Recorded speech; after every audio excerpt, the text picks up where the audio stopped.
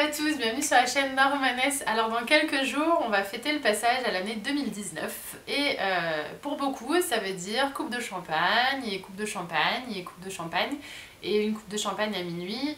Le jour de l'an c'est souvent synonyme d'alcool, qui fait que le 1er janvier vous le passez sous la couette avec un mal de bide, des nausées et bienvenue en 2019 quoi.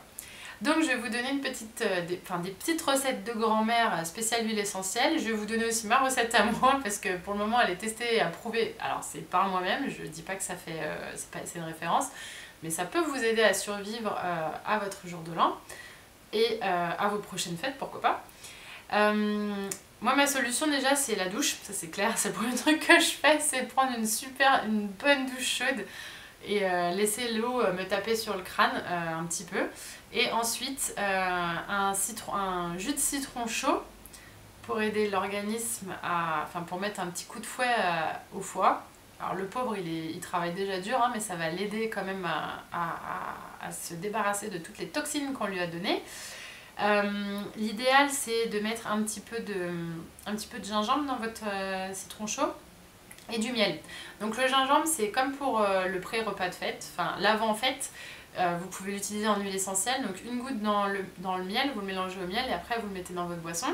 Attention, mais vraiment n'excédez pas une goutte parce que c'est de l'huile essentielle, c'est de l'extrait, comment on va dire, pur de gingembre. Ça va être ultra violent si vous mettez plus qu'une goutte. Déjà une goutte vous allez la sentir passer. Hein.